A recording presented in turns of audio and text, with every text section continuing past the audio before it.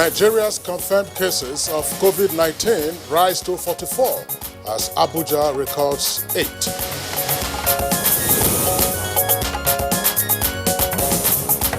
Bauchi State Governor Bala Mohammed tests positive for coronavirus. Now that it has been confirmed that Bauchi State Governor Senator Bala Mohammed has tested positive of the COVID-19, the State Primary Healthcare Development Agency has stepped up measures towards curtailing the spread of the disease.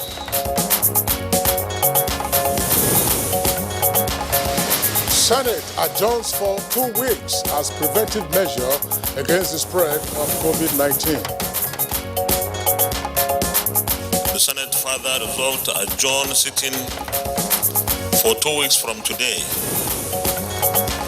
due to the pandemic of coronavirus ravaging the entire world.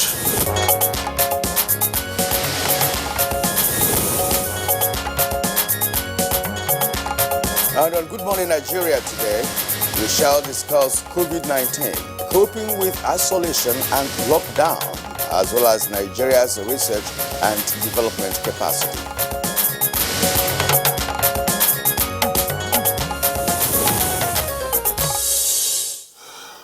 When, on the 23rd of January, China announced a lockdown on the city of Wuhan, the epicenter of the coronavirus outbreak, behavioral experts were somewhat skeptical of its success.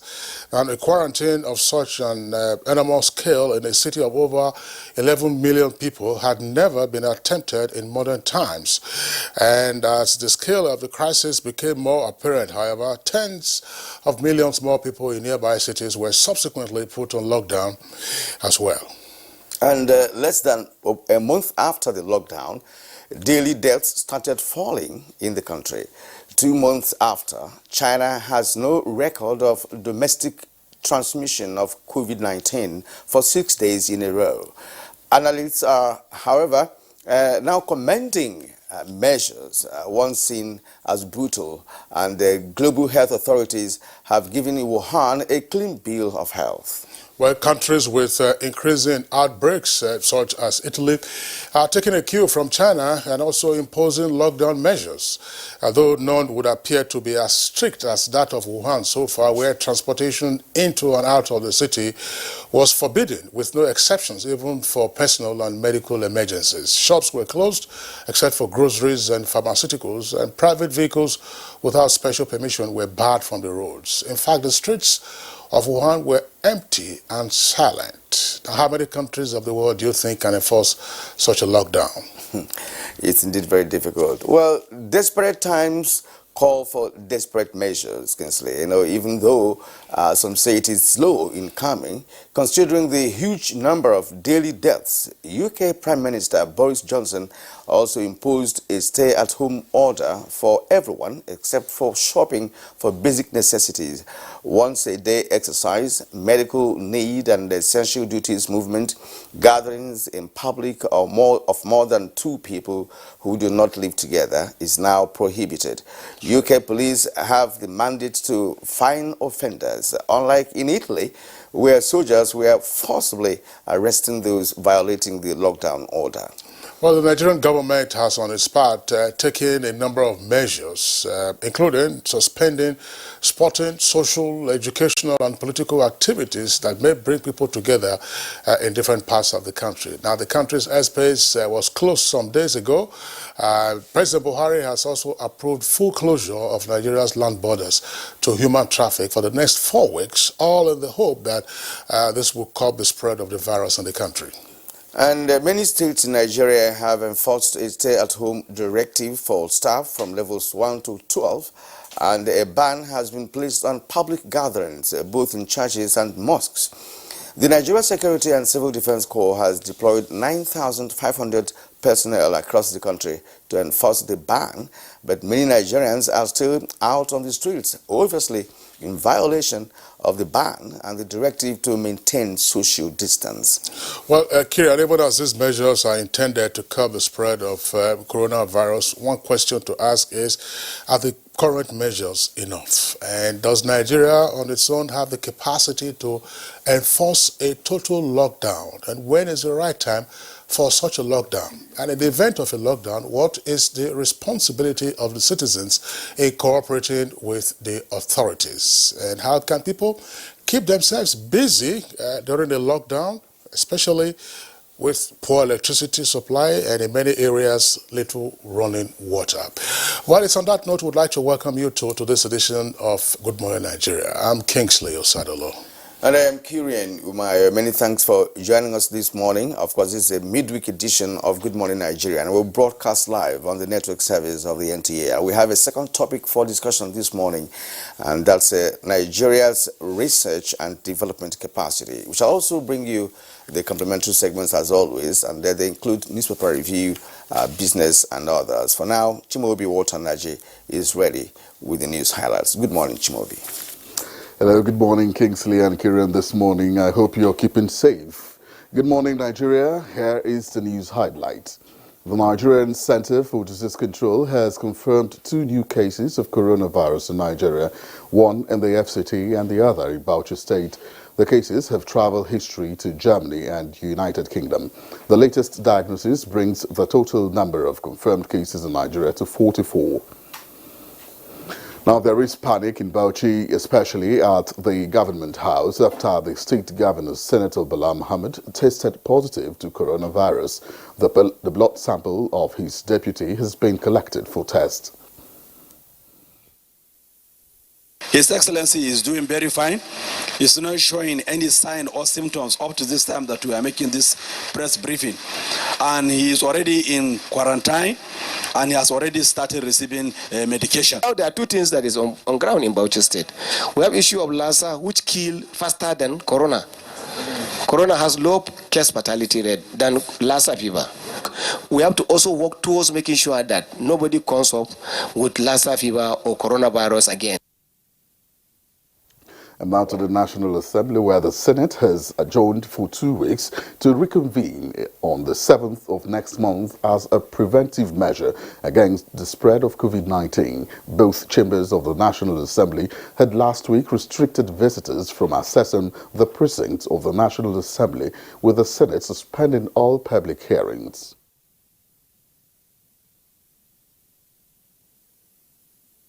The Senate further resolved to adjourn sitting for 2 weeks from today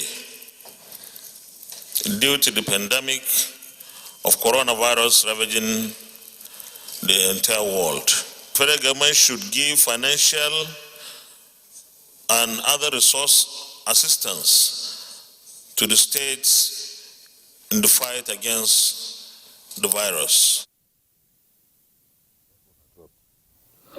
The House of Representatives has passed on an emergency economic stimulus bill 2020, which made provisions to put in place measures to alleviate financial burden on citizens in response to economic downturn occasioned by the coronavirus. When you're redundant and you're not earning a salary, when one person is working, there are several others that are dependent on him. So when you save the job of that person and you give an employer the incentive not to follow or not to fire that employee, you are saving thousands of people who are dependent on him. And now to other stories. A consignment of medical supplies and other protective equipment donated by a Chinese foundation, Jack Ma, has arrived at the country.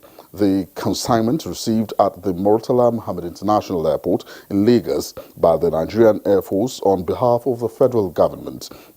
Federal Ministry of Health is part of measures by the founder, Jack Ma, a business magnate, investor and politician, to assist 54 African countries to combat COVID-19 pandemic.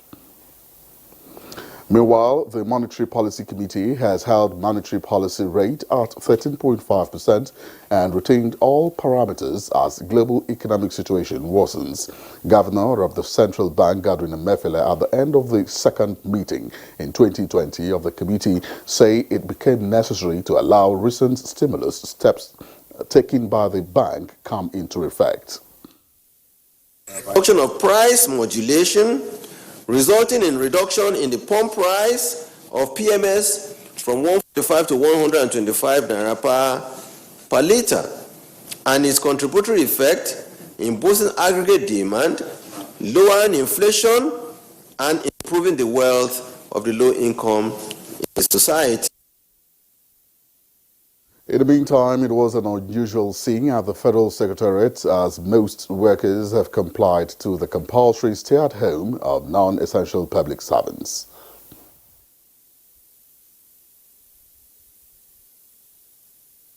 It's a circular. That's why I'm here with my operatives to ensure compliance. Let's say from 13 to 17, they are not that much. They can know how to work it out. Most of the offices are being locked because of the fear of the coronavirus of And that concludes the news highlights for now. Good morning, Nigeria. We'll continue with Kingsley and Kiran just after the break. To stay with us.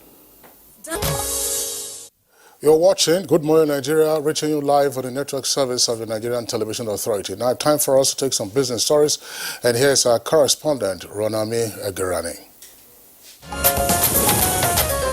Prepare for another global recession, a warning from the International Monetary Fund. The IMF Managing Director, Kristalina Georgieva, welcomed fiscal measures already taken by many countries to ease monetary policy, but she says that more will need to be done. Earlier this week, Georgieva said that the IMF will step up emergency finance, noting that 80 countries had already asked for assistance, which the IMF was prepared to provide from its $1 trillion of lending capacity. She maintains that to ensure a quick and strong recovery of the global economy, the pandemic needs to be curtailed swiftly. So it is paramount to prioritize containment and strengthen health systems everywhere. On the home front, there has been serious talk by the federal government about auctioning some of the country's 390 oil blocks to help boost the nation's oil production. But this seems increasingly unlikely as the coronavirus continues to spread worldwide. Although the Minister of State Petroleum Services, Timiprie Silva, had previously stated that the government would conduct a smaller bid round for marginal fields and thereafter focus on a major bid, the Director of Petroleum Resources, Engineer Sarki Awalu, now insists that based on the current state of the global economy and lower prices of gas and crude, the timing is not right, as global foreign direct investment flows are reaching their lowest since the 2008 recession. With business news, I'm Ronami Agirani. Thank you indeed to Ronami for that business package. And now it's a newspaper review.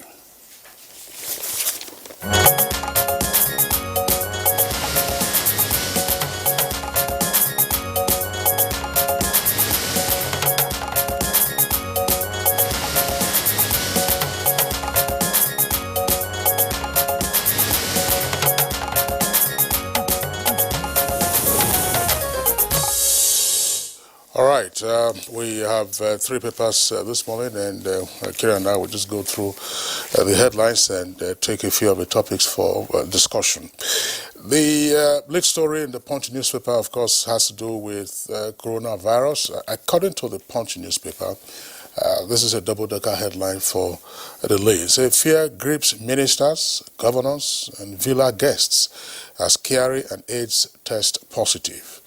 And you have a number of writers to that headline. It says, Buhari's chief of staff visited Germany and Egypt after Nigeria's index case.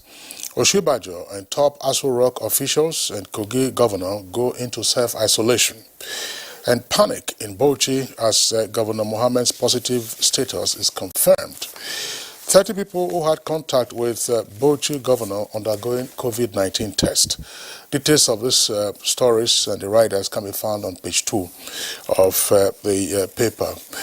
Kirian, I think maybe I'll take the lead story from the Sun and we'll just discuss the corona before we move on to others. Yes. Actually, the Sun newspaper has it as the lead story. Say, as Nigeria's cases rise to 44 with 4 new ones, panic as COVID-19 lands in Aso Rock. It has 4 riders to that. President's top 8, 3 others test positive. Bauchi governor also. Buhari tests negative. Oshimbajo on self-isolation. Reps seek conversion of federal colleges' hostels to isolation centers. Global cases soar to 300 95,635. The details of that story is on page 6. All right, Kieran, I mean, just before we move on to the other headlines that we have on the front pages of the papers, I think the point needs to be restated that from what we now know of the coronavirus, the virus, one, doesn't discriminate in terms of age, doesn't discriminate in terms of race, it also doesn't discriminate in terms of position. But one important thing is that if you take the requisite precautions as the experts have constantly advised, then coronavirus on its own isn't a death sentence. And coronavirus also is not a social disease. Yeah. Oh, yeah, sure. It's not a social disease, but the rate at which it's currently being transmitted in Nigeria is a cause for alarm, if you ask me, Kingsley. We talk about Bauchi State Governor, and of course he had contact with about 30 people along the line. Of course, we had also about a function in Kogi State during the burial of the mother of the governor of that state, and so many government officials attended that function, and many had handshakes and exchange of felicitations and what have you. And that tells us how pervasive this issue really is. And precautionary measures must be taken, as you rightly said, because yes, the medical personnel have spoken to us on several occasions on this matter, on the transmission method, but I'm sure they're not 100% sure what they are saying. Yes, it's by contact, but there could be other means, Kingsley, because the way it moves like a wave, and even in developed countries, America, of course, the WHO is saying that, look, in the next couple of days or weeks, as the case may be, they may become the epicenter of this virus globally. Yeah, well, that's right. I mean, according to WHO, what's playing out in Italy could also make a landfall in the U.S. And Governor Cuomo, who is the governor of the state of New York, has been calling on the federal authorities and indeed all those who can help with supplies to join them. But in the case of Nigeria, I think that the most important thing is, as at now, I mean, if you've been in contact with any person who's said to now have come down with the virus, self-isolation is critical. And as we have also seen, say in Lagos, for instance, which has had the highest number of persons with the virus, there is now almost a partial lockdown. In Lagos, schools have been closed. Markets, with effect from tomorrow, will also be closed. There are a few exceptions, those selling water, food and essential medicines and other related supplies. And transporters are also being urged to reduce the number of passengers that they take. It's for other states to ramp up their own measures as well, so that the consequences don't become as drastic as we have seen in other locations. It's often said that Italy failed, to take adequate precautions when they were advised by their authorities on what they needed to do, and that's why they are suffering the kind of fatalities that they have recorded. Another aspect of this, Kingsley, in Nigeria here is that we have to rise to the occasion now. We have to take measures now, the measures that could be biting, right? And we would like to commend Jack Ma, the man who sent in some medical equipment to Nigeria. We're also calling on many Nigerians, very rich Nigerians, to follow suit, because essentially part of the problem in all these developed countries is because they don't have enough medical equipment to fight this. And of course, the medication, again. So if we do not make frantic efforts here locally to see how we can amass a good number of equipment, medication for this preparatory for any eventuality, because it is spreading at the moment, and in the next couple of weeks we could have higher numbers. So we have to get prepared. We have the rich man in this country who could also make contributions like Jack Ma has done. Jack Ma actually is reaching out to entire African nations, yes, with that kind of supply, and it will be necessary for other people to key into that. But if you take a look at the photograph on the front page of the Punch newspaper, two photographs there, you see the practice of social distancing. Those two photographs there say sitting arrangement of traditional rulers in Gombe State during a meeting organized by the state government yesterday, being Tuesday. That's part of the social distancing that you are seeing. The fewer, the better. But let's go just still below those photographs before we come back up again to the top of the Punch newspaper. NECO postpones common entrance into unity schools indefinitely. And Senate and PDP and Ayade mourn as Senator Oko dies in the United Kingdom.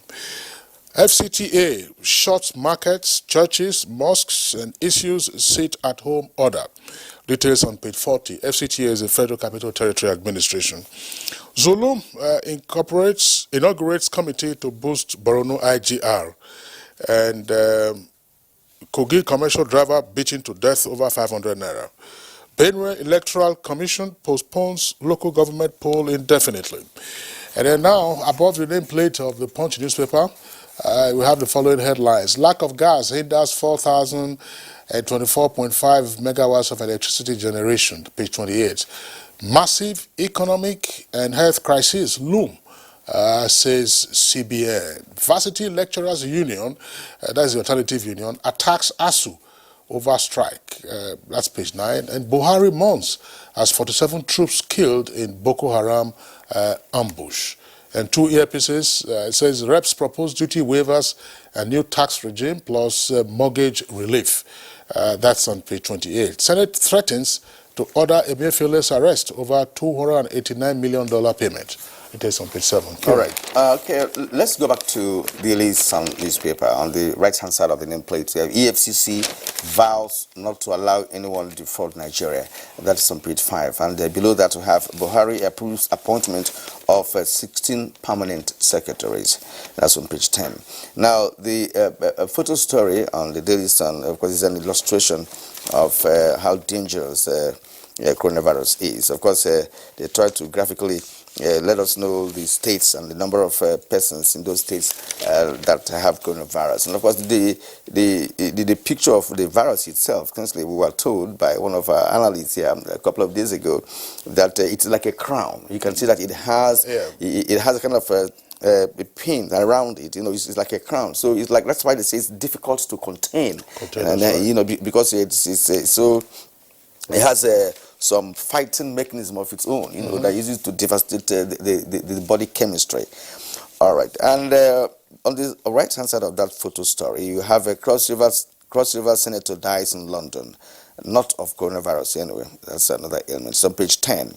Lockdown in Lagos, Enugu, Rivers, others. Markets, offices, business centers shut. Weddings, religious burials, sports activities banned.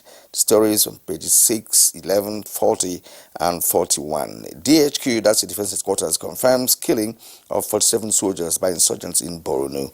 Troops kill terrorists, seize gun trucks. It's on page 4. That's where you get details of that. And of course, at the bottom of the list, Anglican primate Oko retires. That's right. There's a story still on COVID-19. It's inside the Punch newspaper. It's at page 38. Since COVID-19, aero contractors suspends domestic flights. You have that there. The airline was, of course, the one that was used by Atiku's son and the governor of Bauchi, both of whom have now tested positive to COVID-19. There's this story that is on the front page of the Punch. It says Buhari mourns as 47 troops killed in Boko Haram ambush. That's a very sad one. Yes. For Nigeria to have lost 47 men and officers to an ambush by Boko Haram. Yesterday I was watching the defense spokesman, of course, that's Major General Enenche, and part of what he was saying was that there seemed to have been some betrayal. It seemed as if the Boko Haram terrorists themselves had some insider information as to the movement of the troops and then who to attack in the convoy as they were proceeding to Yobe. But it's a pretty heavy casualty loss that the Nigerian troops have suffered. 47, that's no small number. Yeah, and without really gun battle, it's an ambush. So you are incapacitated. You can't even respond to the attack. That's how dangerous that can be. But if there is an insider that worked with the Boko Haram insurgents, then it's a bad one, It's a bad one. It's a bad one. But there are all kinds of relief packages being proposed to cushion the effect of the economic issues arising from the spread of coronavirus around the world. And the CBN is already warning of a massive economic and health crisis. But we also have here reps proposing duty waivers, new tax regime, and mortgage relief. These are things, we will see how the cocktail of all of this will work out. But of course, we have to recognize that in Nigeria, the mortgage regime is not as widespread as you would have, for instance, with landlord and tenant. People will be more interested in the tenancy rents that they need to pay rather than in mortgages, which are a bit few. That's right. Kieran. Okay, now let's go to the editorial. The editorial is talking about removing immunity from chief executives would leave them distracted and ultimately hurt the people. That's editorials by The Nation. Let's take some pictures there. He said, moves by the federal legislators to amend Section 308 of the 1999 Constitution has continued to attract the attention of scholars, lawyers, activists, and politicians. In recent times, the proposed amendment has taken serious or various dimensions.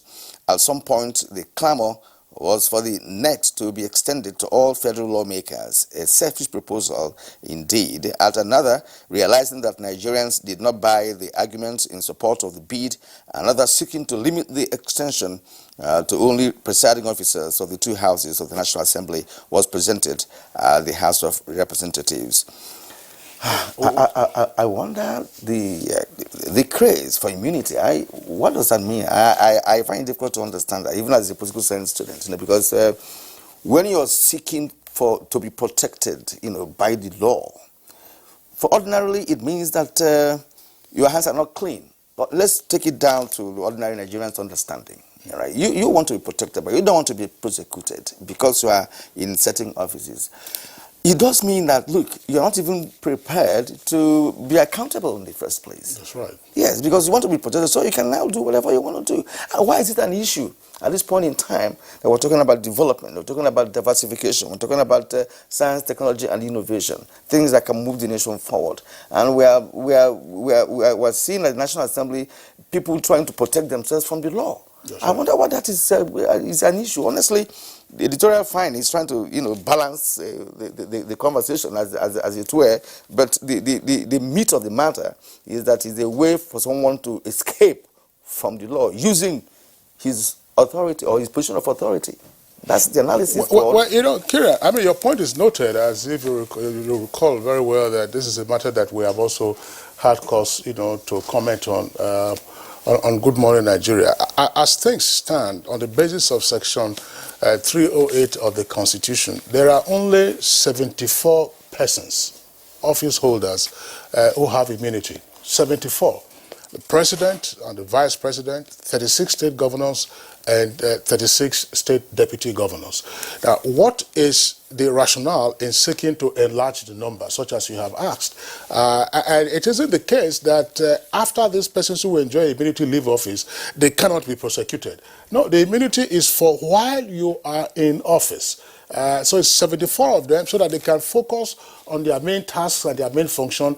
And the statute of limitation, that is to say, the time that the law allows for an action to be brought for either a wrong or an offense, the statute of limitation doesn't begin to run until the person's immunity expires. And it's worked very well. So the craze, as you said, to enlarge the number is one that is worrisome. Sometimes you have found that there has been this deliberate attempt at equalizing the offices. Oh, the president belongs to the executive branch. We have the legislative branch, which is independent. So we should also have our own immunity. But the Chief Justice of the Federation doesn't have immunity. The President of the Court of Appeal doesn't have immunity. The Chief Judge of the Federal High Court doesn't have. The Chief Judges of the states do not have. Exactly. So what is the craze? As you said, let the provision remain and worry about other provisions in the Constitution that would assist the country in its right for development This issue of constitutional review, for me, is very important, in this country, because if that happens, we'll be able to retrace our steps in terms of what the constitution had said in the past. We are beginning to appreciate the fact that this constitution has to be amended from time to time for Nigerians, for us to face the reality of life, the reality of development, the reality of existence, right? Because one, if you are in power, and perhaps you don't want to be prosecuted because of distraction and what have you, it doesn't matter. Can't you resign?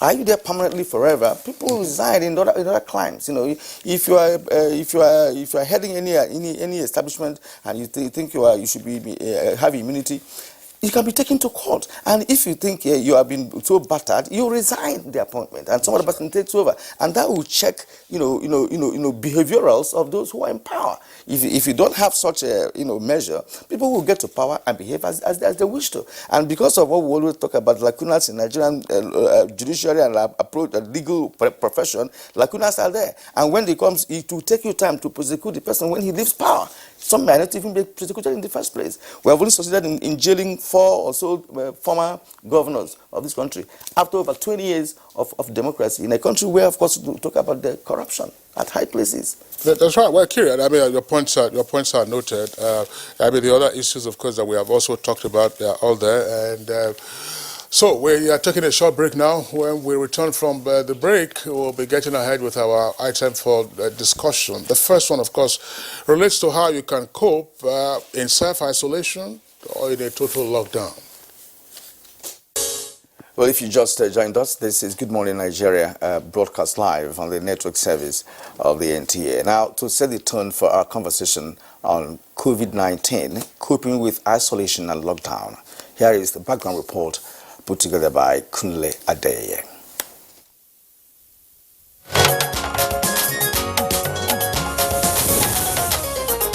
From Central Asia to the Middle East, North and South America to Europe and now Africa, no continent is coronavirus-free. With hundreds of thousands infected globally, different measures are being taken to reduce the spread of the virus. Experts say countries like Italy, Iran and Spain were not proactive enough in containing and taming the pandemic. The death toll in Italy has almost doubled that of China, where it originated from, and Italy has imposed a lockdown to stop people from moving around and spreading the disease. Many countries that have recorded appreciable progress in the fight against COVID-19 have called on their citizens to go into self-isolation, announced restriction of movements, and ultimately many have resorted to total lockdown to curb the spread. The spread of coronavirus in Nigeria was initially managed from the single-digit number of the Italian case to more cases, which has brought the figure to 42 as at Tuesday, March 24, 2020. The federal government has announced a partial lockdown while advising those who returned from trips to high-risk countries to isolate themselves and remain reachable to make contact tracing easy. Some state governments have also announced several measures, including a stay-at-home order. The federal government further announced that it might resort to using force to ensure people comply with the directive if people disobey the stay-at-home order. What are the implications of a lockdown in Nigeria? Can the country even afford one, despite the need for extra hard measures against coronavirus? Guests are seated and will enlighten Nigerians on these issues and more very shortly.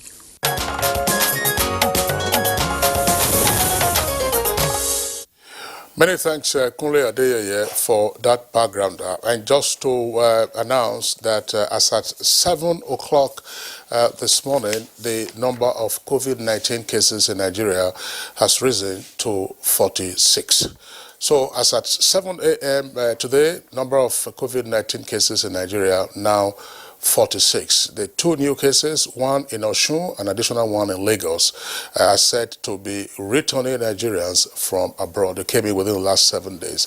Lagos now has 30 cases. So let's go ahead now to introduce our guests who, of course, are joining us mostly via Skype and just one guest with us here in the Abuja studios. First, let's welcome Deputy Commandant of Corps of the Nigeria Security and Civil Defense Corps, popularly referred to as Civil Defense. Is also the Deputy National Public Relations Officer, Shola Odumosu. Pleasure to have you with us on Thank you very much, and good morning, Nigerians. And joining us from our Enugu studios is Professor Michael Ezenwa. Professor Michael Ezenwa is a professor of psychology and Associate Dean, School of Postgraduate Studies at Nnamdi Azikiwe University. Prof, pleasure to have you with us on the program. Thank you very much. Welcome, Nigerians. Thank you very much. And joining us from Ibadan via Skype is Deputy Commissioner of Police, Dr. Jubril Abdul Malik, a consultant psychiatrist, University College Hospital, Ibadan. He is senior lecturer, University of Ibadan, and founder at CEDAW Foundation, a health advocacy organization. It's a pleasure to have you this morning on Good Morning Nigeria. Thank you very much. Pleasure to be here. Via Skype as well from Germany, we have Honorable Ken Bandi, Chairman, Nigerians in Diaspora Organization, Europe. Thank you, Ken, for being with us this morning. Thank you, sir, for having me. Good morning, Nigeria. All right, but gentlemen, once again, I'd like to have you with us on the program. Let's begin this conversation with Ken Bandi, who is joining us via Skype from Germany. Give us a sense of what your experience has been since this pandemic, as it were, broke all around the world. Like you can imagine, I've listened to the analysis from the guest in the studio. The issue started in China, and of course, most people were very reluctant, believing that it's going to come to Europe. Unfortunately, when it came, it sent a lot of panic across the country. Of course, we are totally in a total or partial shutdown.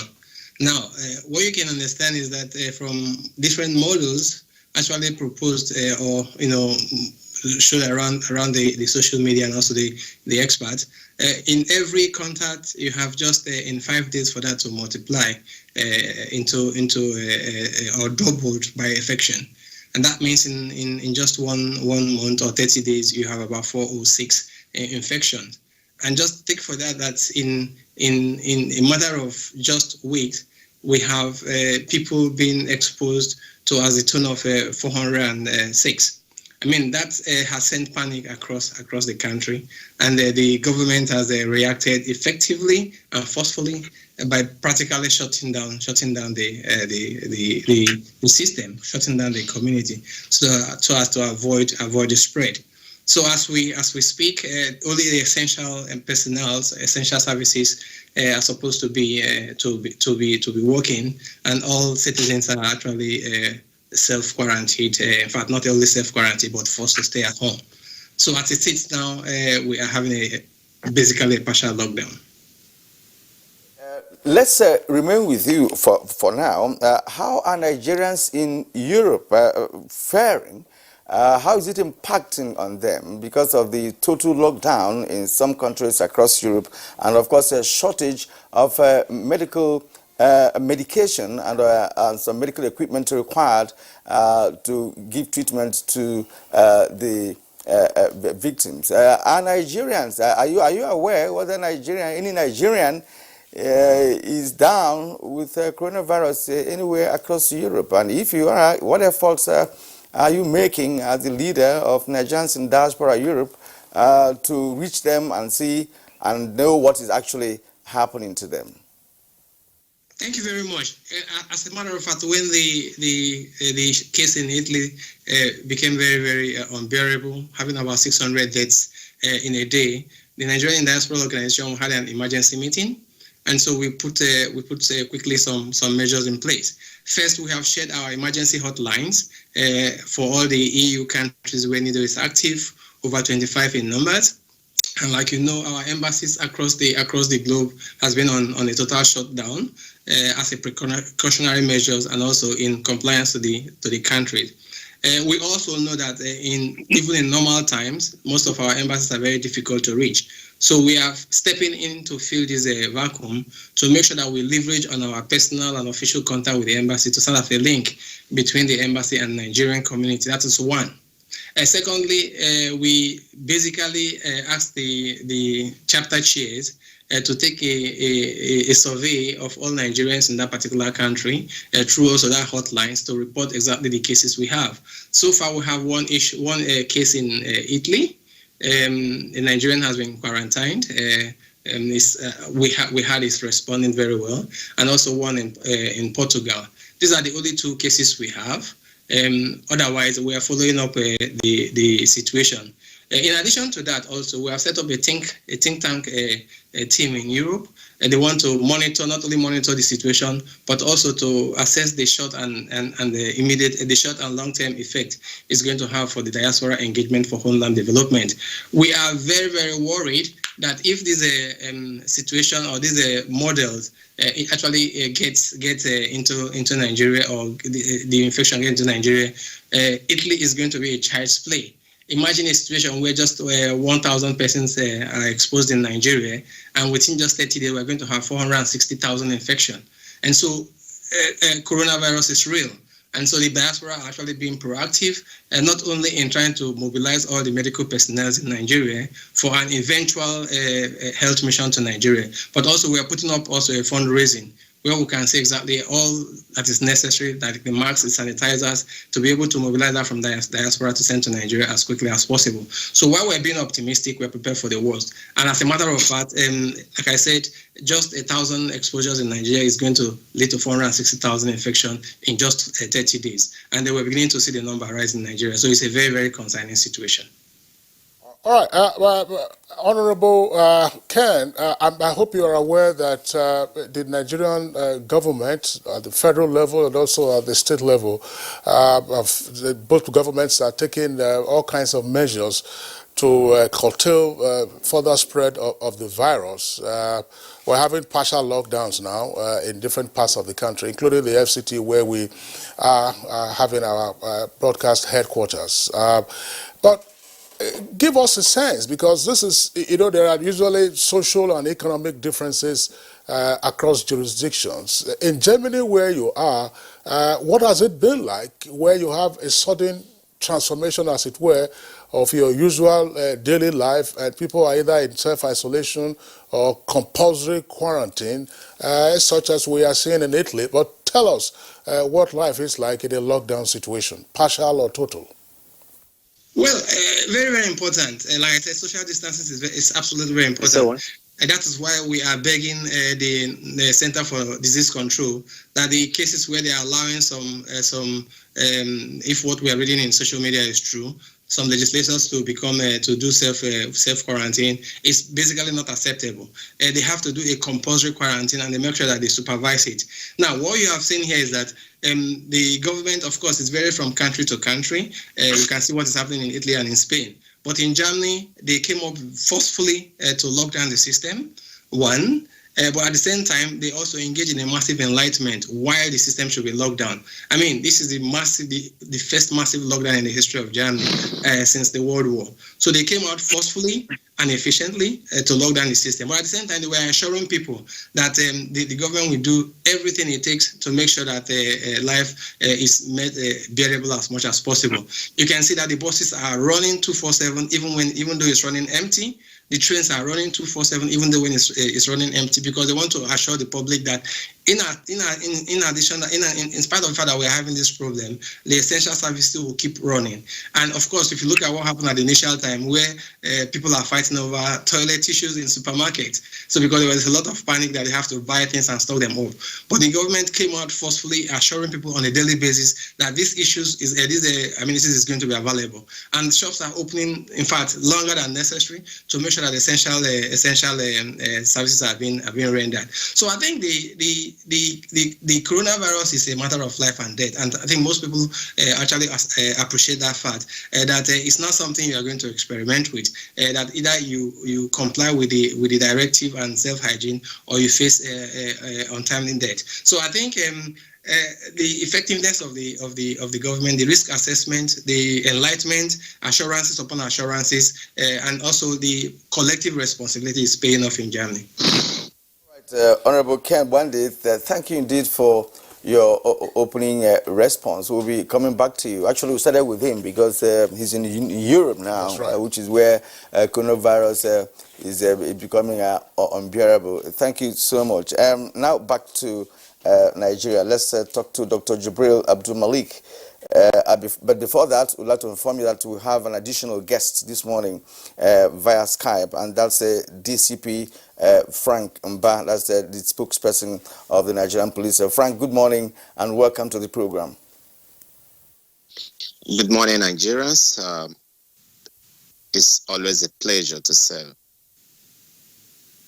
To you. Now, Dr. Jibril Abdul Malik, you've listened to Honorable Ken Wandi, how he narrated the situation in Europe. Juxtapose that with what, of course, is playing out in Nigeria at the moment. Governments at subnational levels have also been able to take some measures, trying to do a partial lockdown, as the case may be. And, of course, the federal government has also taken such steps. Tell us what you feel about the measures so far. Is it commensurate with the kind of disease we're talking about locally here, or are you advocating further, measures that should be added to what has been taken already? Right. Thank you very much, and good morning, Nigerians. I'm very happy that he has given us a very broad view, which has situated the extent of the magnitude of the facing. I would think that the government is being proactive, and lots of the steps being taken so far are good, but I would recommend that we err on the side of caution and ensure that, you see, there are several stimulations that show that the virus by itself cannot just spread. It is human beings that spread the virus by moving from point A to point B. We know that our health system is not as developed as what we have in Europe and America. And so our best bet is to ensure prevention. How do we then ensure prevention?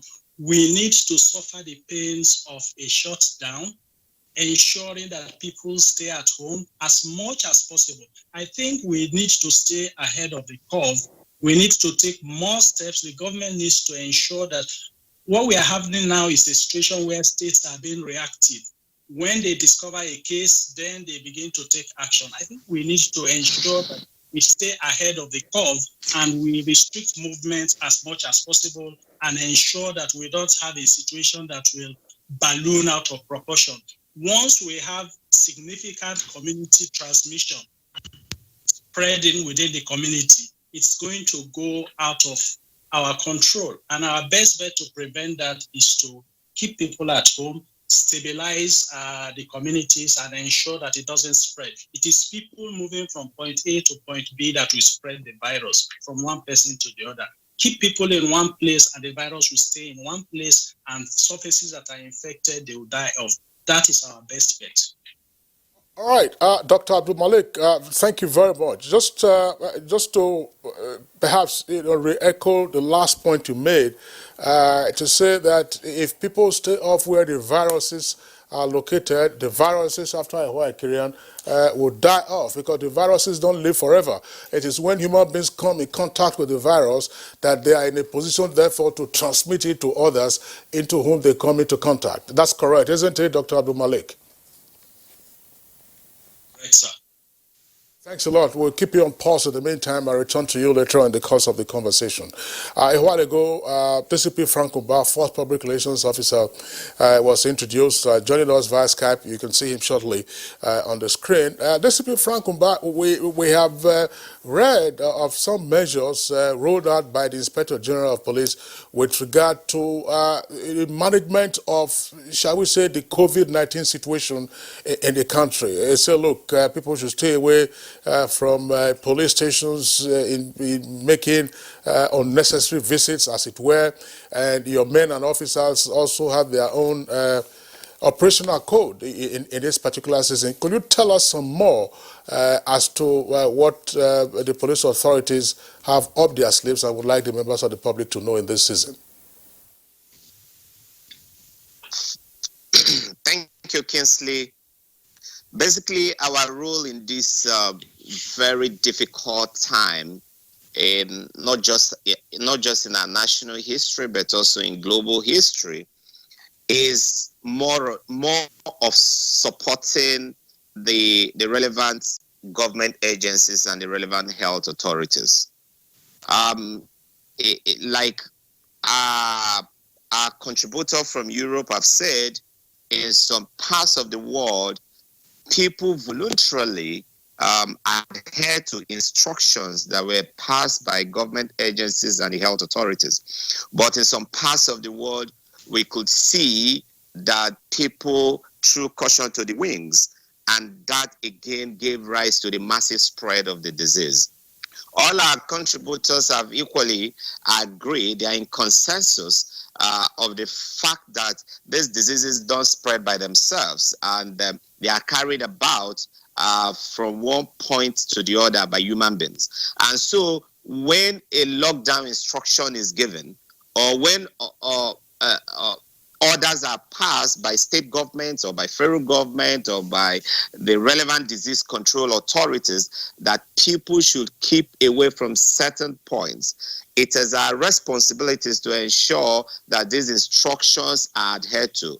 And this is the key area where we'll be coming in. We will make sure that these instructions are carried out by citizens. We will be on the street making sure that the churches are closed when necessary, and if you must keep the churches open, you must observe those minimum rules that are given.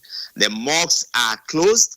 If you must open the mosque, you must observe those minimum rules that are given. Where curfews are imposed, we will be on the street to make sure that citizens obey those relevant orders. And I've been in other fora and I've had this discussion where people try to raise issues of fundamental rights, their right to freedom of movement, their right to freedom of assembly. And our position is very clear. This is a state of national emergency. This is an extraordinary time when governments all over the world are taking extraordinary decisions and passing extraordinary orders. Even our constitution envisaged that there will be a time where your fundamental right can be derogated from, particularly in the interest of public order, in the interest of public safety, in the interest of public health. And this clearly falls under that situation where your fundamental right can be derogated from in the interest of public health. And so we're appealing to citizens. Our desire is that Nigerians should voluntarily comply with these restriction orders. However, where anyone or group of persons remain recalcitrant and is out to disobey these restriction orders, we will be out there to enforce them. But the truth is, it is a very tight rope for us to walk on.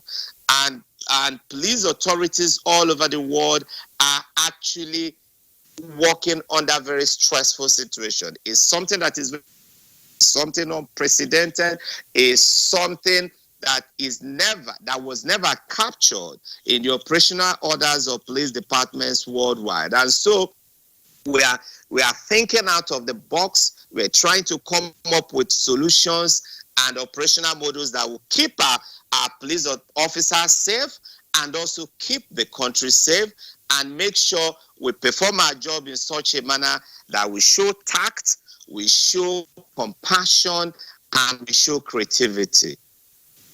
All right, thank you, Frank. I'm more concerned, and I'm sure many Nigerians are, when it comes to the issue of churches and mosques where people congregate. We heard that last Sunday, many churches, did not adhere to the instruction.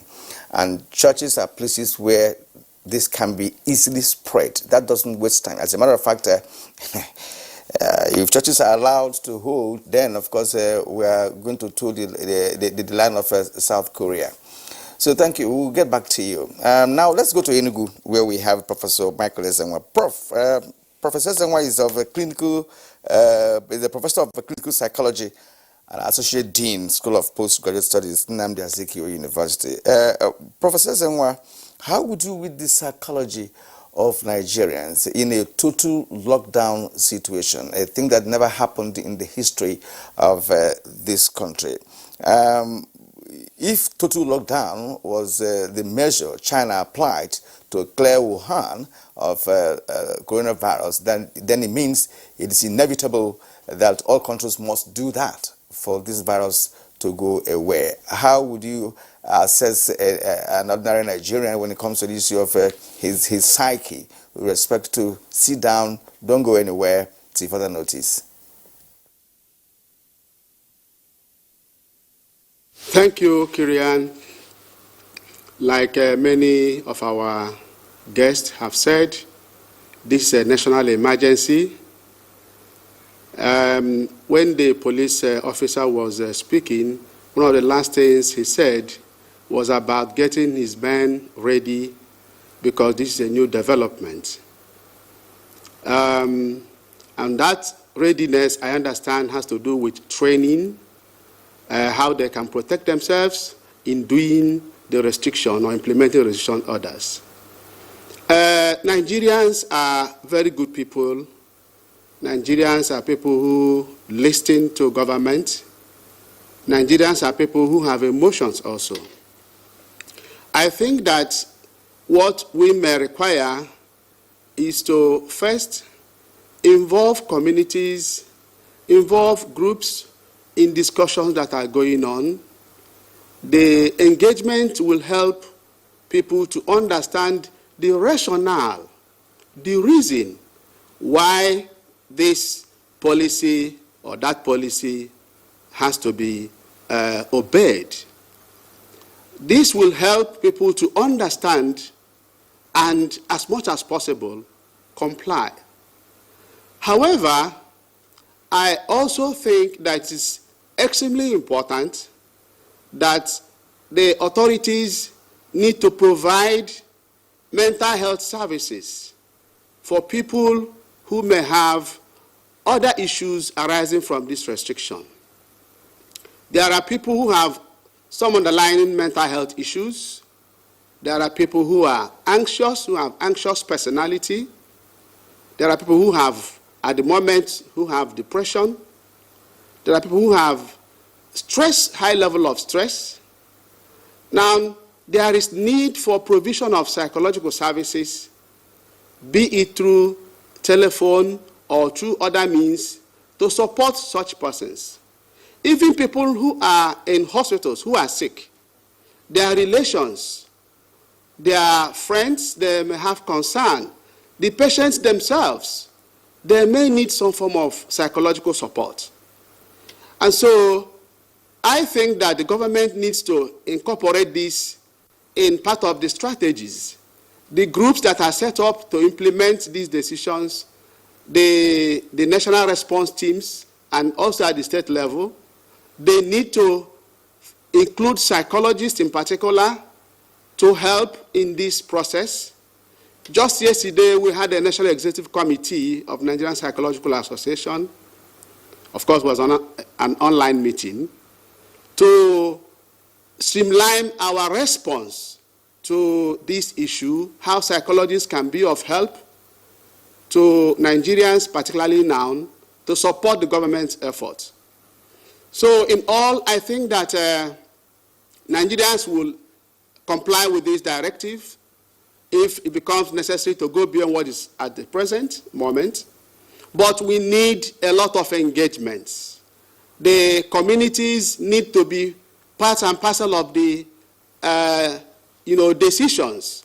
For instance, I watched, I think it was in Lagos State last week or so, where the government gathered religious leaders to discuss the need for their facilities to be closed in order to contain this pandemic.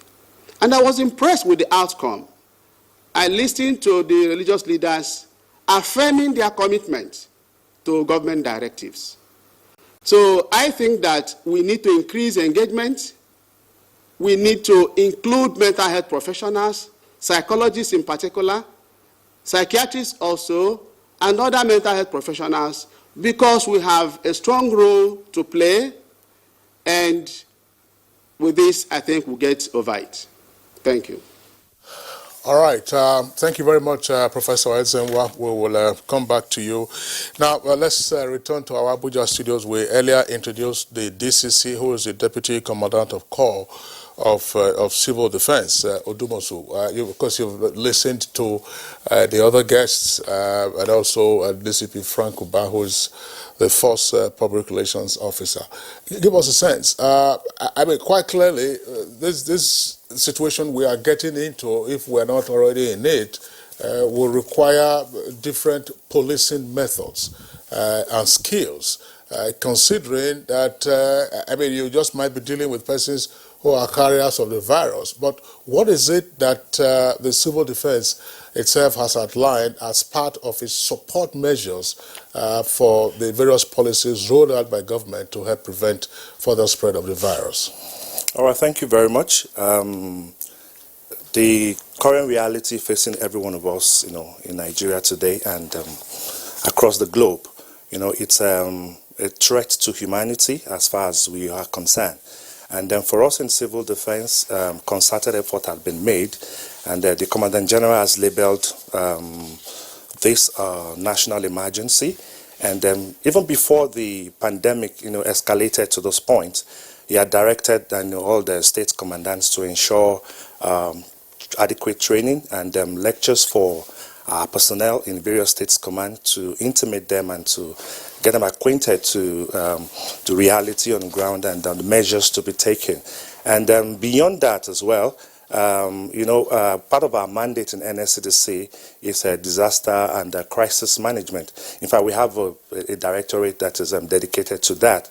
And you will observe recently in the news that the Commandant General had deployed 9,500 personnel of the Nigerian Security and Civil Defense Corps personnel of the Crisis Management Department, which means every state command is expected to release 250 staff, for this humanitarian task force. And this personnel will be made available, and then they are going to work in sync with the Center for Disease Control for training, and thereafter deployment to ensure that compliance is made. And apart from that, we're also to engage in enforcement of these various directives that government have put in place to ensure that this pandemic, is curtailed to the barest minimum.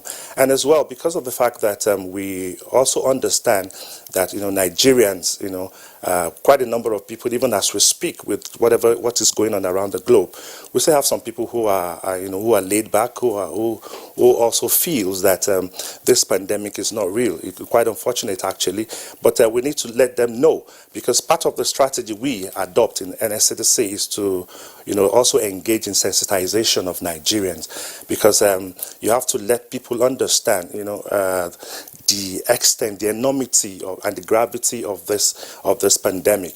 And within a very short time, you could understand that the rate at which we recorded increase in the number of cases that we have. So it therefore means that all hands must be on deck, just like the issue of security. Security, as you all know, is a collective responsibility. And about this time now, the fight against this pandemic has to be global. All hands must be on deck. And mark you, we should understand as good citizens of this country that government alone cannot solve this problem. We need the cooperation of all Nigerians, and because if there is a partial lockdown, as government has directed, we need to comply.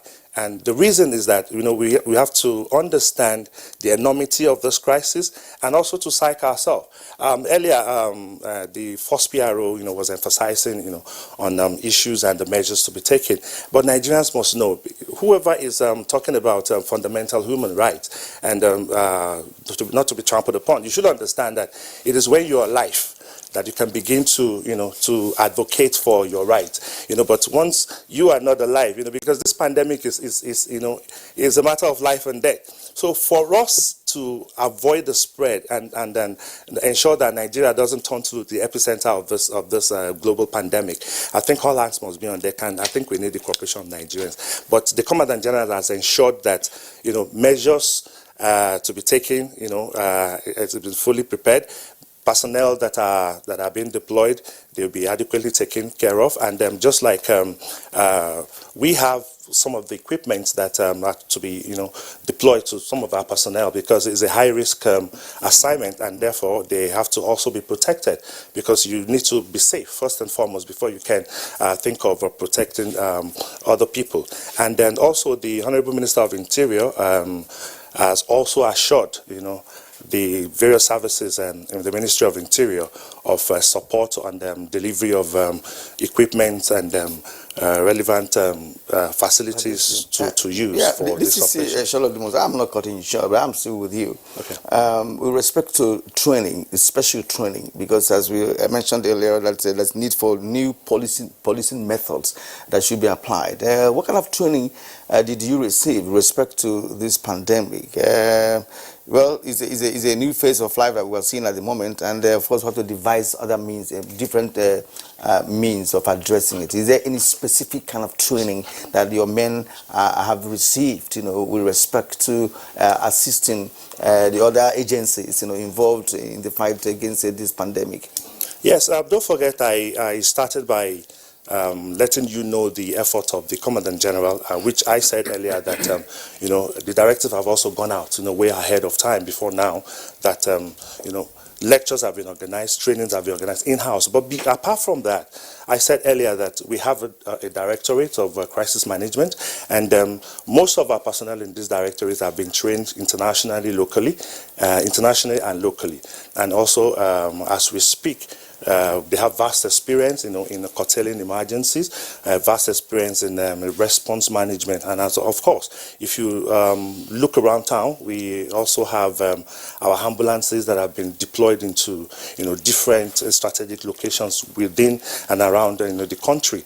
In Abuja, for instance, we have nothing less than 10 ambulances that have been deployed into various locations, just to ensure that people, they get response. And I also reiterated earlier that we're not leaving any stone unturned, and we're going to work hand in hand with Center for Disease Control and also various security agencies that have been drafted for this assignment. So we are adequately trained for the disaster preparedness. We are trained, and then we have our emergency numbers as well, for anyone who you have an emergency case in terms of response. And don't forget, this personnel that are deployed, the 9,500 personnel that are deployed, they are not only to engage in enforcement, but are also to engage in surveillance, just like you said earlier. For us in civil defense, our approach is firm, is strategic, is methodical, and is also scientific.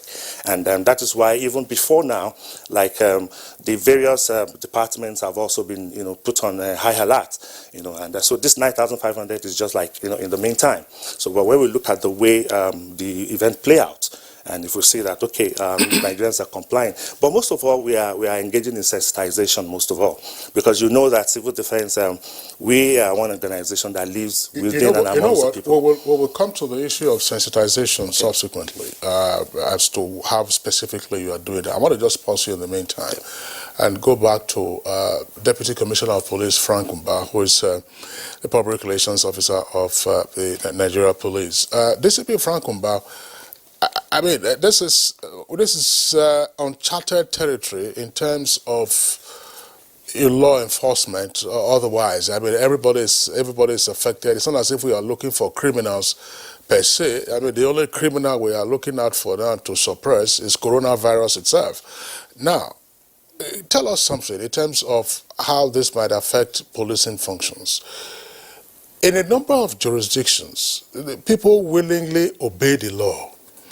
But our national experience doesn't quite equate with that. We see even where there are restrictions on movement, say in the period of election or in those days when we used to have sanitation exercises, such restrictions are usually flouted.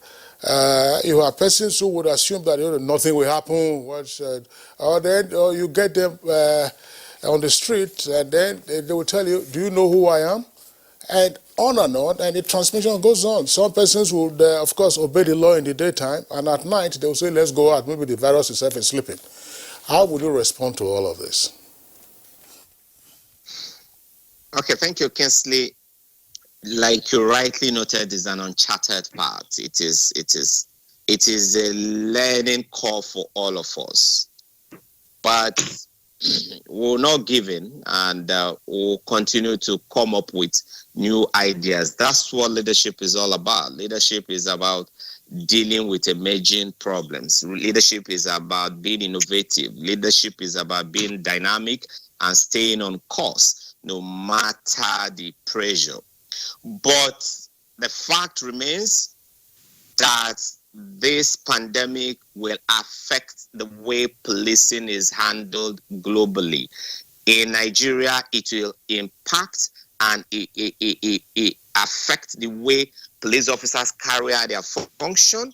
It will impact on the kind of priorities we'll be setting for ourselves, because at this point in time, like the Inspector General of Police, IGP Mohammed Abubakar did say in the early part of the week, police officers must avoid all forms of unnecessary arrest. That is to say, we must cut down on the use of core law enforcement approaches in dealing with all kinds of infractions on the law. So minor offenses, we must find a way of dealing with them without taking citizens into custody. We will de-emphasize the use of custodial remedies in dealing with a lot of infractions, misdemeanors, simple offenses. We just have to find creative ways of dealing with them. The whole idea is to reduce the number of persons that will be in our custody, so as to reduce chances of persons you are taking into custody coming in with infection, or persons who are bringing, or persons who are already in the custody being infected, or even police officers themselves also being infected. So that's one. So you will find out that it will affect the way we discharge our responsibilities. It will also affect, we also project that it will also affect crime patterns generally. We believe that when the lockdown, whether they're partial or total, takes place eventually, crime will generally drop across the country. But there are also some other crimes that will not drop. As a matter of fact, we don't think, for example, that the terror organizations will abate in their criminal activities. So we will keep our eyes securely fixed on them to make sure that the terror organizations don't take advantage of the situation to unleash havoc on our citizens. But we also expect that crimes like cyber crimes, for example, might record a spike. The reason is obvious. A lot of the Yahoo boys and the Yahoo girls will be tied down at home. They will have all the chance to fiddle with their phones, fiddle with their smartphones, fiddle with their computers, and a lot of creative, though negative ideas might be coming up, and so they will keep their fingers and their brains busy in the absence of other social and legitimate engagement that might keep them busy.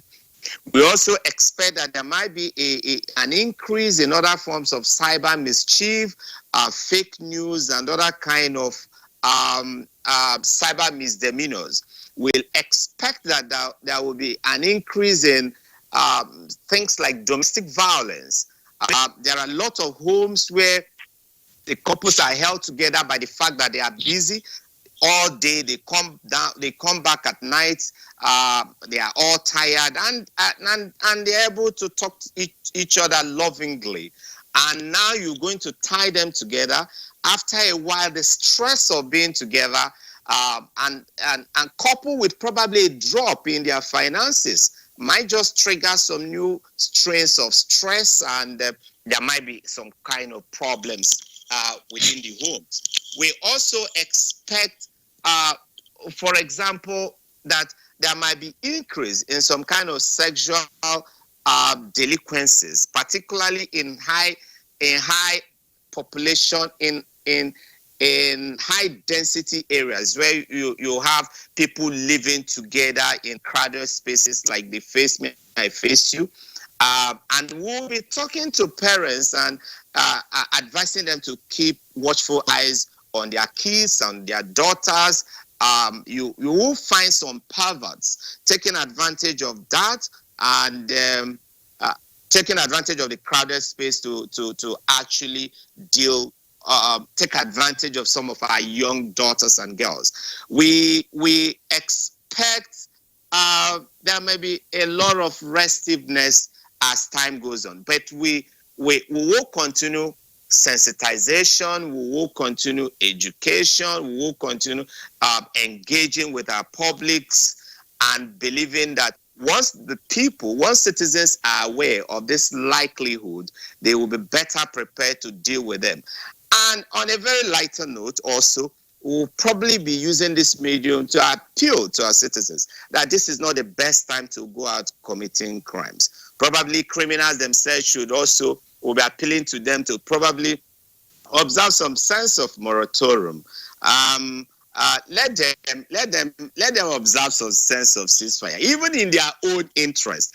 Because if you're a kidnapper and you go out now kidnapping, you might just take someone who is infected into your camp, into your criminal home, and then you get infected, you get your family infected, you get your syndicates infected. So at the end of the day, you might have collected ransom, but you might also die.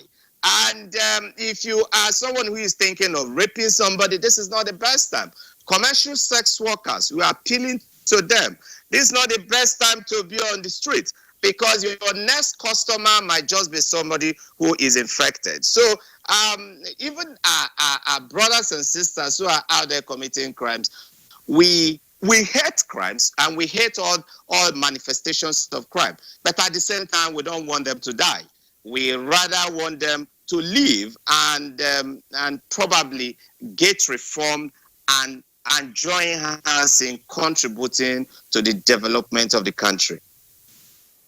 All right, well spoken indeed, Frank Mba. You're already using our medium to send you a message across to criminals in the country. Thank you very much indeed. We're talking about coping with isolation and lockdown. But before we do that, we'd like to appreciate Frank Mba's contribution this morning to our conversation. We'd like to thank you immensely for being part of our show this morning. Thank you, and God bless and keep Nigeria safe. Okay, now the topic is coping with isolation and lockdown. Let's go back to Germany, where we have Bandy, Honorable Ken Bandy. Honorable Ken Bandy, of course you have experienced lockdown. We are yet to experience total lockdown.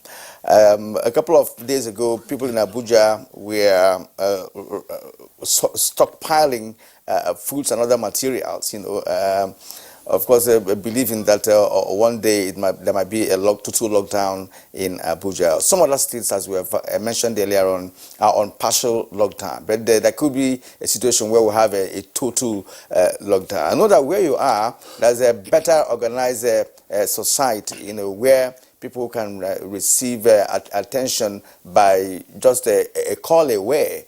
How have people been coping with respect to food items in Germany and any other European country? Because no matter how much of items you stockpile at a point, it will go down, and you need to restockpile again.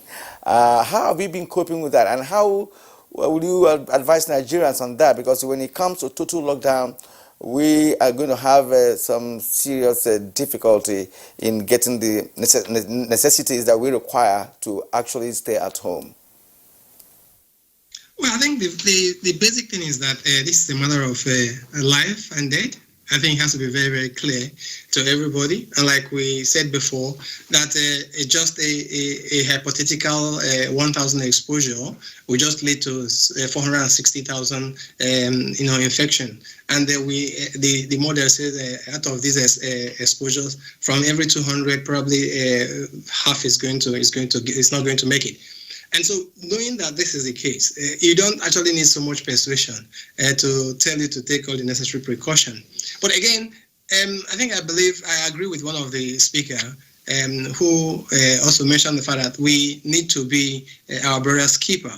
In Germany, for instance, we have a lot of young students, young people, because of course we have the older people who are at high risk.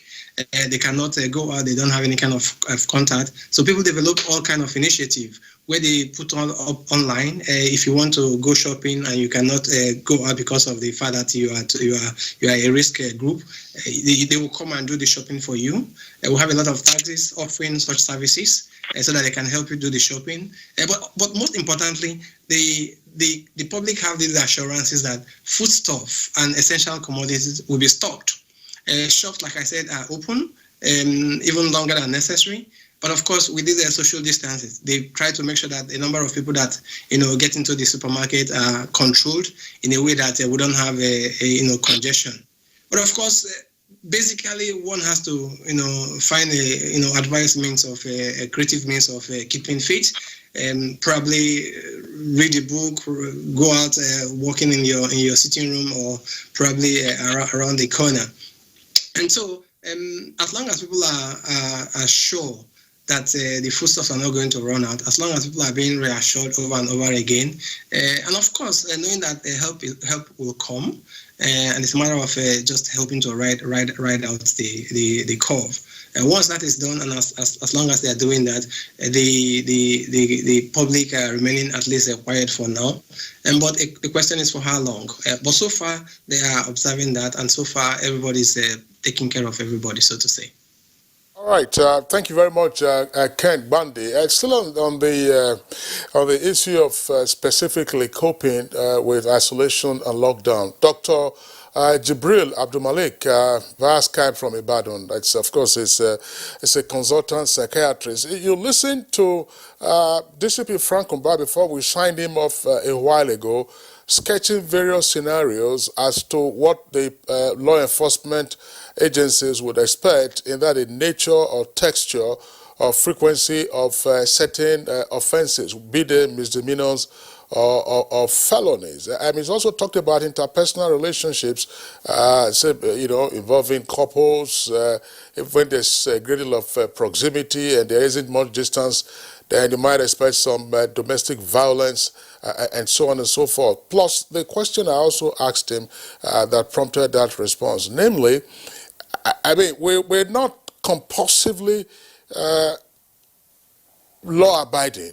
I mean, the tendency is, for people to often operate with impunity and say, look, what are the consequences? Nothing will happen.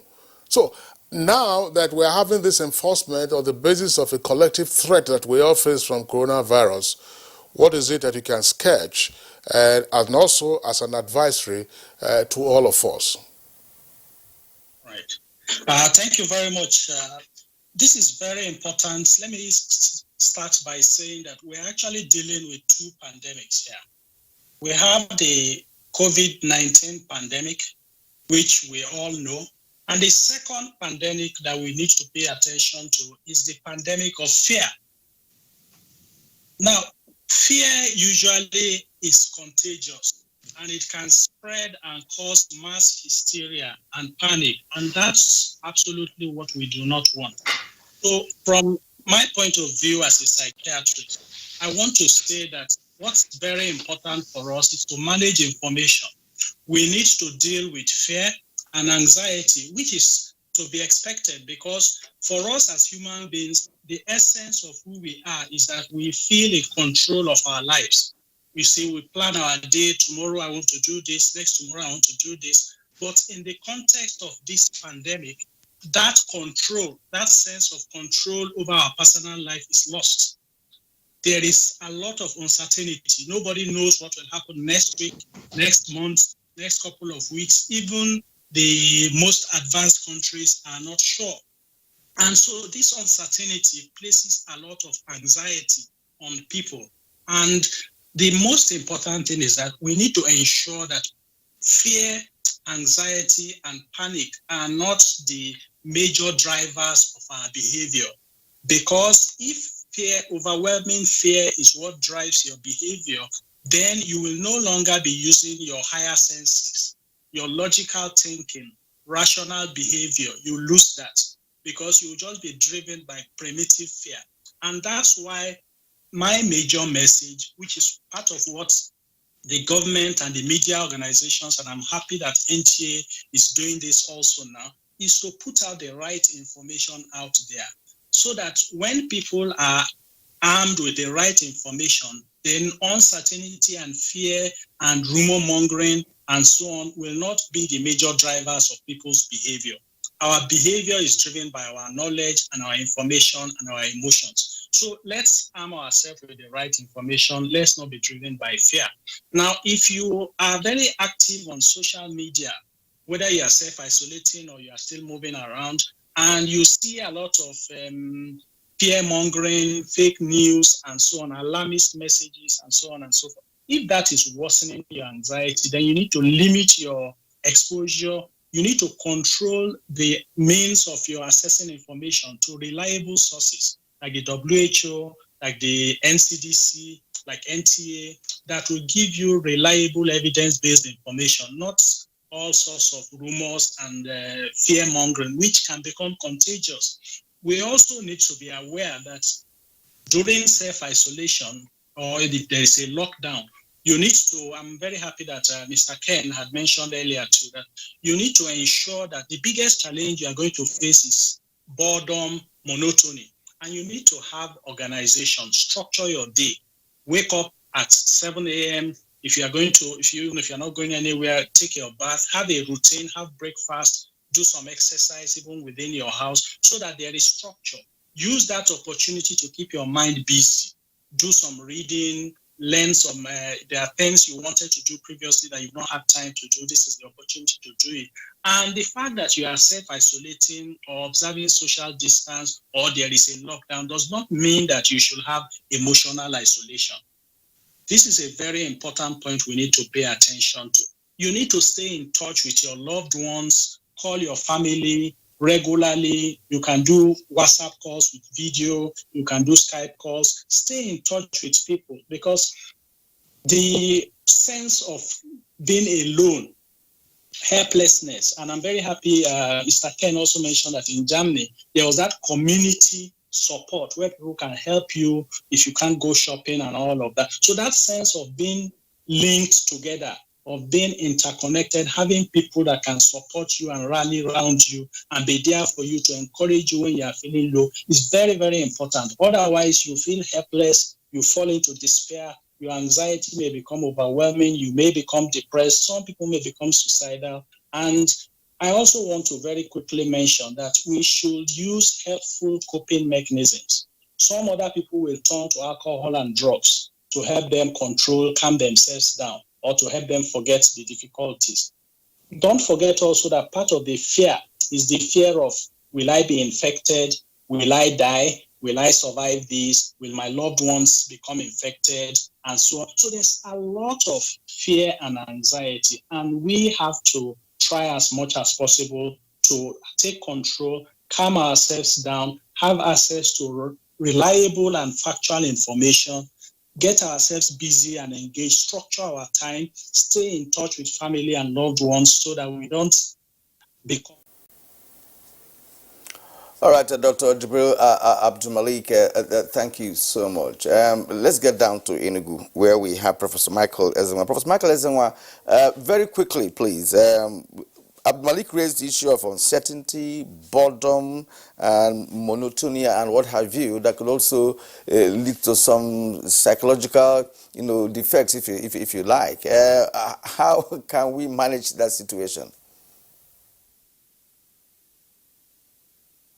Yeah, thank you very much. Just like I said during the first my opening speech, that people may have anxiety. We need to, I've said about the structure, we have the various units or various units of government that have been, tasked with this control. They need to have within their units mental health professionals who can be helpful. The issue of daily activity at the individual level, the issue of structuring the daily activity of the individual is very important. Because boredom or being, when we go to work, we have some level of external force or pressure. Well, I have to be in the office by 7 or by 8, so an individual gets ready. But without this external pressure, the individual tends to relax, and that creates boredom. So the people need to structure their day. This moment I have to do this moment I have to do this. Engage the family. Discuss with your children. Make the moment pleasurable. And then I also want to say that the media is very important. Currently, probably 70 to 80% of media content in our country is on this COVID-19. This is important, but I also think that we need to include other information that will help to reassure the people. COVID-19 is not death sentence. In fact, from WHO information, the mortality rate is about 2%. So it even kills less than malaria in our own situation. But the infection rate is high. That is the worry. So, and people have been infected and they survived. So we need to reassure our people to do what is required not to be infected. But when somebody is infected, it is not death sentence. There is hope for this person to be healed. The number of people who die from this is not as people, make it. So there is the chance that we can survive. So we need to reassure the minds of the people to know that this is not death sentence. That will reduce panic. That will reduce fear. And I want to add again that people who are isolated, they need to communicate with family members. They need to engage professionals to help them deal with some of their issues in order to enhance recovery. We do know that psychological state of an individual can. All right, Professor Michael Ezenwa joining us from our Enugu Network Center. We'd like to appreciate you for your comments. We have a second topic that we are dealing with in the course of the program today. Professor Mike Ezenwa is a professor of clinical psychology and associate dean, School of Postgraduate Studies at Nnamdi Azikiwe University in Awka. Prof, thanks a lot for being with us on the program this morning. From Ibadan, we were joined via Skype by Dr. Jibril Abdul Malik, a consultant psychiatrist at UCH, that's University College Hospital in Ibadan. Dr. Abdul Malik, thank you for being with us on the program this morning. Also via Skype from Germany, we had Honorable Ken Bandi, who's chair of the Nigerians in Diaspora organization in Europe. We'd like to appreciate you for the personal experiences that you have shared with us on this COVID-19 pandemic. And here in our Abuja studios, our deep thanks to Deputy Commandant of the Corps, that is of the Civil Defense Corps, and there's also Deputy National Public Relations Officer, Shola Odumosu. I would like to thank you for being with us on the program this morning. You're watching Good Morning Nigeria, and by the way, we'd like to appreciate all those who sent in their tweets. Quite some issues that you raised that our guests have also touched on. We thank you very much for sending in your tweets. We'll take a short break now. When we return, we'll go ahead with our second topic for discussion. All right, you're welcome back. Now, the Institute of Human Virology in Nigeria is a non-governmental organization addressing HIV and AIDS, tuberculosis, malaria, and other infectious and non-infectious diseases in the country. All right, now the Institute is involved in developing infrastructure for prevention, treatment, care, and support for people living with those affected by HIV/AIDS. It has established specialized laboratories across the country for early infant diagnosis of HIV and HIV viral load tests. Now, the Institute is an internationally accredited biorepository laboratory in the country, and it collects, processes, and stores biospecimens for international standard research. And of course, here with us today to create awareness on the relevance of this in the promotion of research in the country, would like to welcome once again Professor Alashle Abimiku. She was with us yesterday. She's the Executive Director of the International Research Center of Excellence of the Institute of Human Virology, and also a professor in the Department of Medicine at the University of Maryland School of Medicine, in Baltimore. Prof, pleasure to have you again on Good Morning Nigeria. Well, thank you. It's a pleasure to be here again. Yes, Prof. You're welcome.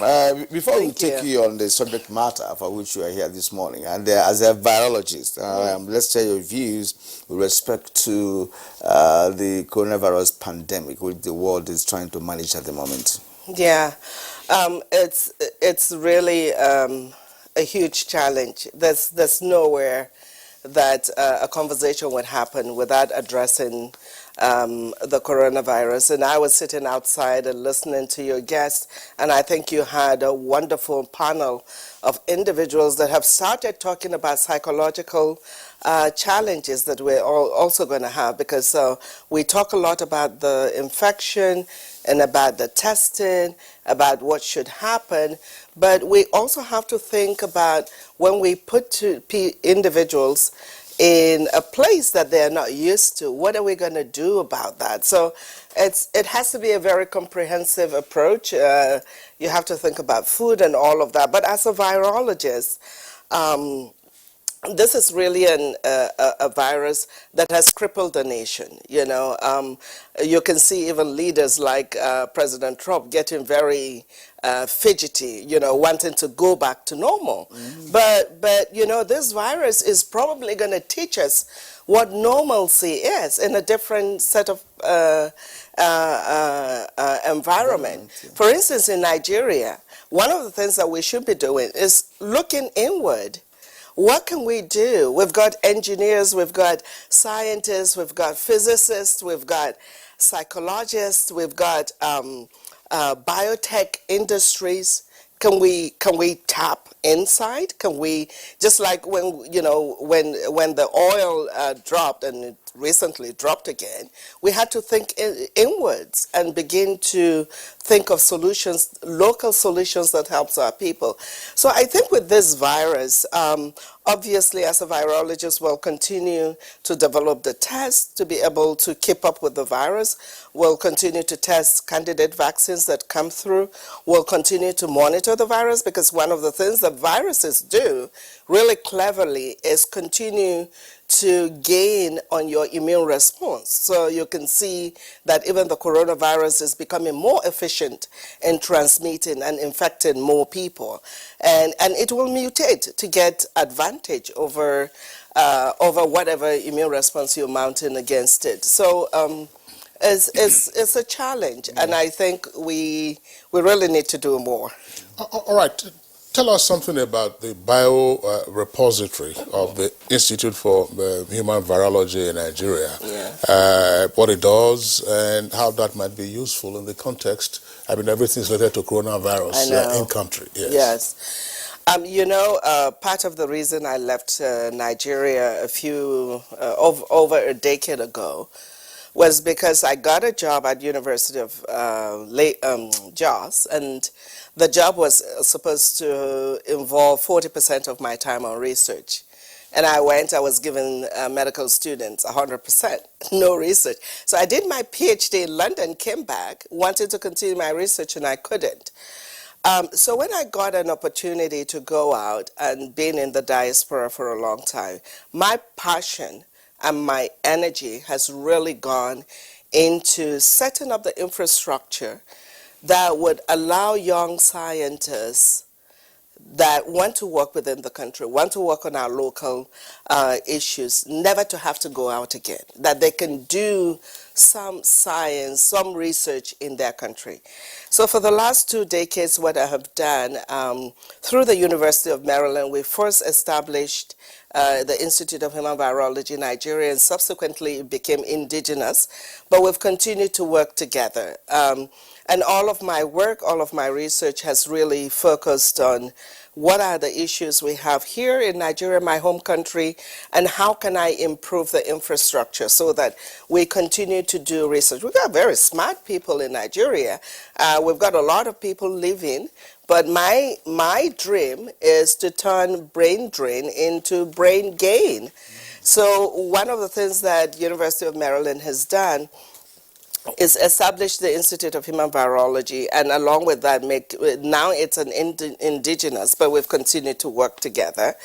And one of the challenges that came up, apart from the laboratory infrastructure we set up, one of the challenges that came up is that we really have a challenge in getting very high quality samples to work with, to do research on. You know, if you go to a diagnostic lab, you bleed a person, you collect the urine or stool and everything, you test immediately, it's fine. But subsequently you store it, there's the issue of, like in freezers, there's the issue of power. So subsequently we cannot even follow the trend of infectious diseases in the country because we don't have samples that have been stored years and years and years back that we can go to. So now we're talking about coronavirus. Can we go back now, can we go back a few years, a few months, a few weeks, and see what do we have in the country? Is it this imported seeding of the virus that we see in the country, or do we have it in our population, but it wasn't detected until people started getting sick? So getting funding from the National Institutes of Health, what I did was to set up a biorepository here in Abuja, using international standards, because you really, for you to get funding and for you to compete in the international world, you must be able to expose your standards to the international world as well. So we've set up a biorepository here in Abuja. Institute of Human Virology is one that is it's funded by the U.S. government for a long period of time, but of course, after a while, it has to be sustained by the institute, and it's beginning to be sustained by the institute. And the culture there is your test is as good as the quality of the samples that you're using. So what we've done is establish international standards and have samples that are frozen over a number of years. So that's what the biorepository is about. That is samples frozen, over a long period of time. Yes. How do you deal with the issue of power challenge that you raised a moment ago? Very true. It's probably the biggest cost that we have in the country, in the sense that we've got the public power, but we've got backups, we've got backups with generator, and then we've got what we call the liquid nitrogen, which is something that is generated from the air. And it's like if you want to keep viable cells, you use liquid nitrogen. So we have that as a backup as well. So for all the times that the biorepository is running, there is a chart that charts the temperature of all the freezers in the place, and it's for the last 7 years that temperature has not dipped. We've been able to keep the temperature. So in Nigeria, we can have infrastructure that is as good as anywhere in the world, and that's why currently in the country, this is the biorepository at the Institute of Human Virology is the only licensed biorepository within the country by the National Ethics Committee, because they've come, they've reviewed it, they've ensured that the practices are at international standards, and they've licensed us. Now, what we've done with that experience and the biorepository is also to build the national capacity to do that. So for instance, at the National Reference Center in Gadua at NCDC, we've also supported them to establish a national biorepository that can bank samples nationally. You hear about the fact that they're monitoring a lot of this outbreaks and diseases, yellow fever, polio, Lassa, whatever you have it. They need to have a facility that can bank this for several years for Nigeria. So all right, I'm not pausing you, but I'm going to ask you another question with respect to the pandemics we've experienced over the years. We've had the HIV virus, so we have had Ebola, now we're talking about the coronavirus. Yes. And you are particularly concerned about, are you just concerned about HIV or other viruses, across board? What I'm asking actually is whether you have the proficiency to research into some of those viruses of the past and to see whether you can juxtapose whatever the result is with the current coronavirus. I want to have a sense of, what you are going to arrive at the end of the day. You have the infrastructure at the moment. Yeah. And like you rightly said, Nigerians have the capacity in this direction. So what are you focusing at the moment? Which virus are you focusing at the moment as to research into it to see whether we can have a medication that can deal with such viruses? So a lot of our work, and if you know viruses, a lot of viruses, especially those that cause havoc, and honestly, this is not the first time the world is hearing of it. In 2015, Bill Gates warned the nation that the greatest enemy we have are the viruses that cause outbreaks, shortly after the Ebola. And he warned the world that the next challenge that will hit us globally will be as a result of a virus. So our work has focused on HIV, which is an RNA virus, but HIV is really interesting because what it does is also a retrovirus. So it goes into your body. We are DNA, they are RNA. It reverses its genome into a DNA so that it takes over the machinery of our body to reproduce itself. So that's an RNA virus. Hepatitis is an RNA virus. So a lot of the information and the infrastructure that we have set up and learned through the years on HIV, because it was such a global challenge, we can adapt to any virus, any RNA virus. So the platforms that we have to test this RNA virus are specific to the virus based on the primers. So primers are basically nucleotides or proteins that define a virus. So, you and I are different. We've got different genomes and everything. The things that identify you, the things that identify me. So you can adapt this platform for any virus and study it. So one of the things that we can do with this global challenge is to use the biorepository, all of the good services of storing samples, the platforms that we know and the techniques that we have adapted to HIV, because it's a virus, to adapt to other viruses as well. I was just going to ask, who are your potential or actual clients for this biorepository, very quickly. And just say that and then I will say something else. Okay, all right, very quickly. Funders usually are so a lot of the funders that are doing studies in Nigeria know that we have the biorepository, so they are our main customers.